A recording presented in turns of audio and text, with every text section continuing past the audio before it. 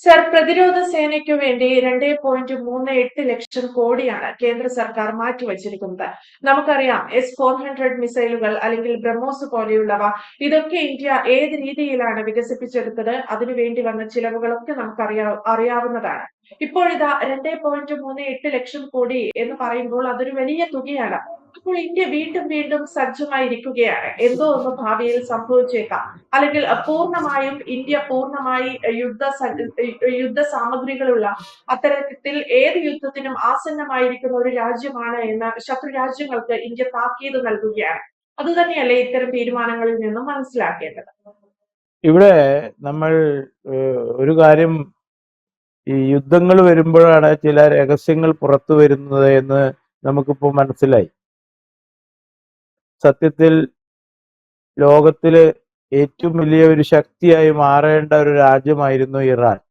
കാരണം അത്രയ്ക്ക് സമ്പത്ത് ഈശ്വരനാണെങ്കിൽ ദൈവം അവർക്ക് അറിഞ്ഞു കൊടുത്തിരുന്നു. വെറുതെ ഭൂമിയിൽ നിന്ന് കുഴിച്ചെടുത്ത് ഇങ്ങനെ വിൽക്കുക മാത്രമായിരുന്നു അവർക്കുള്ള ആകെയുള്ള ചുമതല. ഈ ക്രൂഡ് ഓയിൽ എത്രയോ കാലങ്ങൾ മുന്നേ അവിടെ ഭൂമിയിൽ നിന്ന് ഊറ്റിയെടുത്ത് വിറ്റുകൊണ്ടിരുന്നു. ആ വിറ്റ കിട്ടുന്ന സമ്പത്ത് കൊണ്ട് അവർക്ക് എന്തു വേണമെങ്കിൽ ലോകത്തിന്റെ മുന്നിൽ കാണിക്കാമായിരുന്നു. പക്ഷെ സമ്പത്ത് കൊടുത്തപ്പോൾ അവർക്ക് ബുദ്ധി കൊടുത്തില്ല എന്നൊരൊറ്റ കാരണം കൊണ്ട്. കാരണം ഇത് രണ്ടും കൂടി ആർക്കും കിട്ടാൻ വളരെ ബുദ്ധിമുട്ടാണ്, സമ്പത്തും ബുദ്ധിയും. അത് തീരെ ഇല്ലാതായി പോയി. സമ്പത്ത് ഉള്ളപ്പോൾ തീരെ ബുദ്ധി ഇല്ലാതായി പോയി. അതാണ് ഇന്ന് ഇറാൻ അനുഭവിക്കുന്ന വലിയ ഒരു പ്രശ്നത്തിന്റെ മൂലകാരണം. പക്ഷെ ഇവിടെ ബുദ്ധിയില്ല എന്ന് പറഞ്ഞിട്ട് കാര്യമില്ല. ഇറാൻ ഈ സമ്പത്ത് കൊണ്ട് യുദ്ധം ചെയ്യാനായി, അതായത് അവർ ഉണ്ടായ അന്നു മുതൽ അവർക്ക് കിട്ടുന്ന സമ്പത്ത് മുഴുവൻ അവർ യുദ്ധം ചെയ്യാനായി മാത്രം ഉപയോഗിക്കുകയാണ് ചെയ്തിട്ടുള്ളത്. അവരുടെ ചരിത്രം നോക്കിയാൽ നമുക്കത് മനസ്സിലാകും. ഇറാൻ ഇറാഖ് യുദ്ധം, അതായത് എന്തോ ചെറിയ കാര്യത്തിനുമുള്ള, ഈ രണ്ട് രാജ്യങ്ങളും ഷിയ രാജ്യങ്ങളാണ്. അവര് 8 കൊല്ലത്തോളമാണ് തുടർച്ചയായി യുദ്ധം ചെയ്തത്. അന്ന് മറ്റുള്ള രാജ്യങ്ങളൊന്നും അതിൽ ശ്രദ്ധിക്കാതെയായി. ആരും പറയാതെ എങ്ങനെയാണ് ആ യുദ്ധം നിന്നത് എന്ന് പോലും ആർക്കും അറിയില്ല. അത് താൽക്കാലികമായി നിന്നു പോയതാണ്. പക്ഷെ ആ യുദ്ധം ഇങ്ങനെ തുടർന്നു കൊണ്ടിരിക്കുകയായിരുന്നു. അന്ന് കുറെയൊക്കെ തുടക്കത്തിൽ ഇതേമാതിരി അമേരിക്കയും ഇന്ത്യയും പല രാജ്യങ്ങളും അത് നിർത്തിവെക്കാനുള്ള പല കാര്യങ്ങളും ചെയ്തു നോക്കി, ഒരു കാര്യം ഉണ്ടായില്ല. അതുപോലെ തന്നെയാണ് ഇപ്പോൾ റഷ്യയും ഉക്രൈനും പോയിക്കൊണ്ടിരിക്കുന്നത് എന്നും നമുക്ക് മനസ്സിലാക്കാം. പക്ഷെ ഇവിടെയൊക്കെ ബേസിക്കലി ഒറ്റ കാര്യമാണ്, അതായത് അധികാരം സമ്പത്ത് കയ്യിൽ വരുമ്പോൾ നമ്മുടെ ഒരു ആധിപത്യം കാണിക്കാൻ വേണ്ടിയിട്ടുള്ള ഒരു ആയിട്ട് ഈ യുദ്ധങ്ങളെ നമുക്ക് കാണാൻ സാധിക്കുകയുള്ളൂ.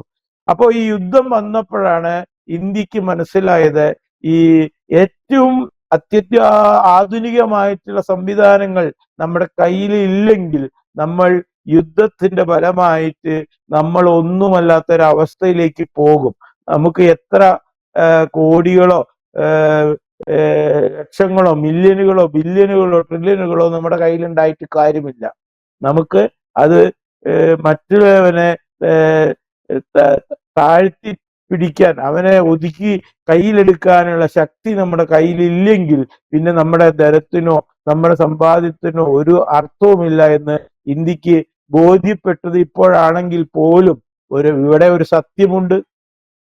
ദൈവമാണ് എന്ത് തന്നെയായാലും ഇതിനൊക്കെ ഒരു അടിസ്ഥാനപരമായ തീരുമാനമെടുക്കുന്നതെന്ന് നമുക്ക് കഴിഞ്ഞകാല ചരിത്രങ്ങൾ നോക്കിയാൽ മനസ്സിലാക്കാവുന്നതാണ്.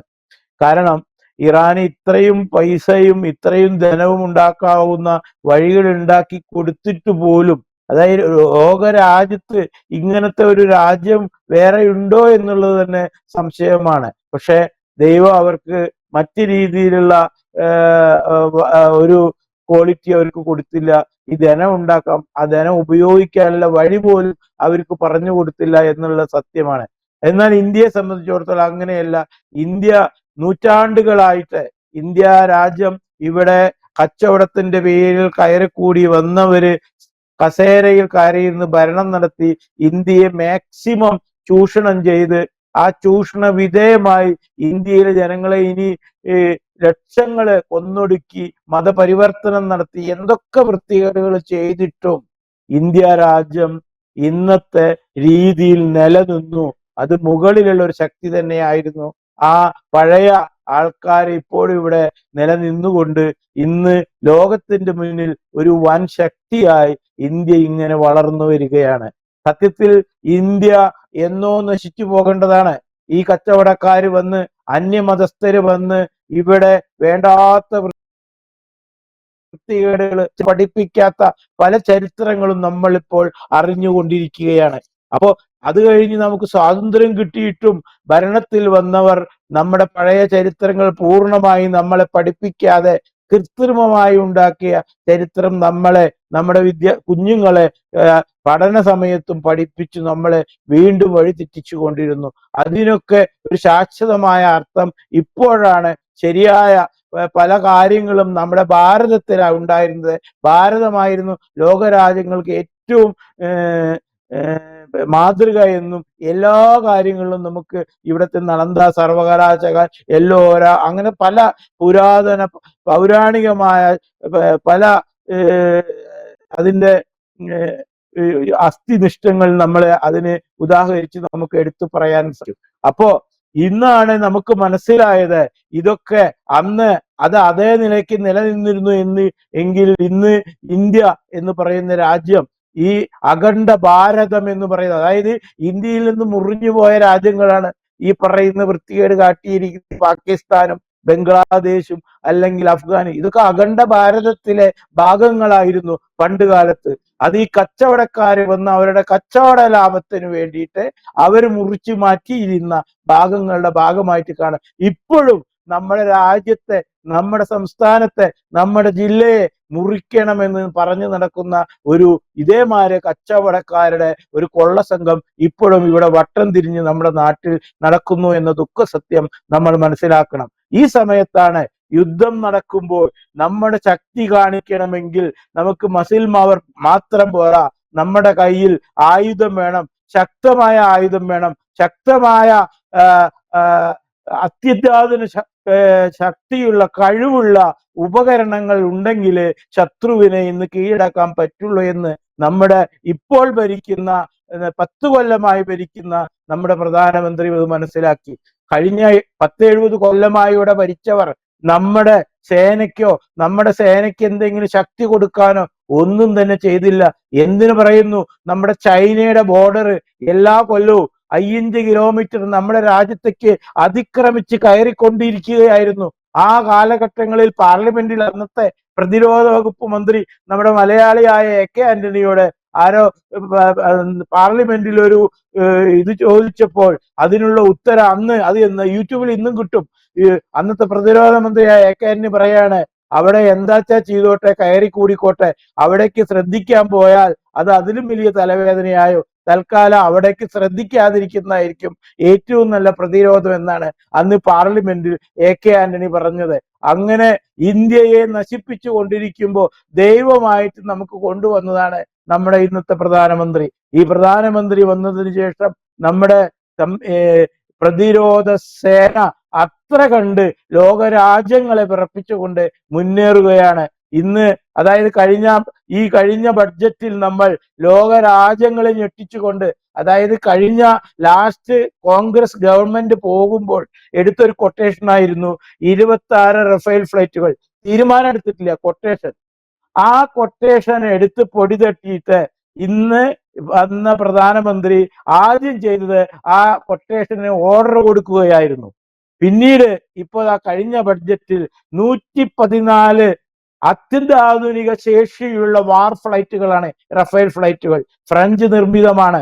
ഈ ഫ്ലൈറ്റുകൾക്ക് 114 എണ്ണത്തിനാണ് ലോക രാജ്യങ്ങളെ, ഗൾഫ് രാജ്യങ്ങളെ, യൂറോപ്പ് രാജ്യങ്ങളെ, അമേരിക്കയെ ഞെട്ടിച്ചുകൊണ്ട് ഇന്ത്യ നിർമ്മിക്കാനുള്ള ഓർഡർ കൊടുത്തത്. 114 എണ്ണം.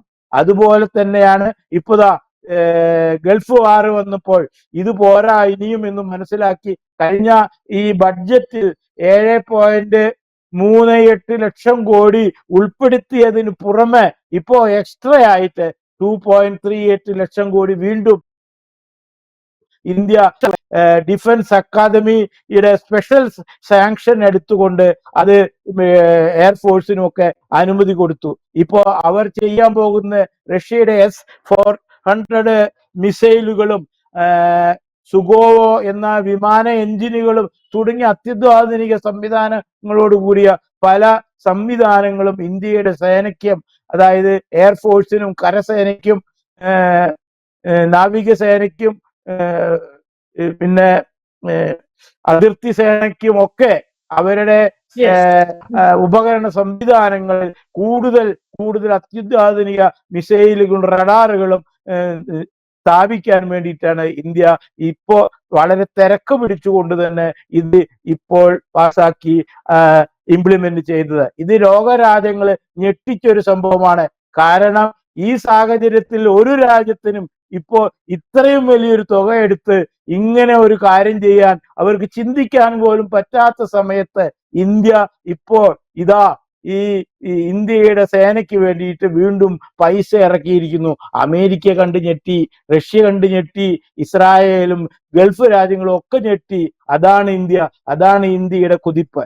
എന്തായാലും പ്രതിരോധ സേനയ്ക്ക് വേണ്ടി 2.38 ലക്ഷം കോടിയാണ് കേന്ദ്ര സർക്കാർ മാറ്റിവെച്ചിരിക്കുന്നത്. ഈ രീതിയിൽ വലിയ രീതിയിൽ യുദ്ധ സാമഗ്രികൾ വാങ്ങുന്നതിൽ അല്ലെങ്കിൽ ഇന്ത്യൻ പ്രതിരോധ നിലയെ ശക്തമാക്കുന്നതിൽ കേന്ദ്ര സർക്കാർ വ്യക്തമായ ഇടപെടലുകൾ നടത്തുന്നുണ്ട്. ഈ രീതിയിലുള്ള മുന്നേറ്റങ്ങളാണ് ഇന്ത്യ നടത്തുന്നത്. അത്തരം പദ്ധതികൾ നടപ്പിലാക്കുന്നു. മറ്റു ലോകരാജ്യങ്ങളുമായി അത്തരം കരാറുകൾ ഉണ്ടാക്കുന്നുണ്ട്.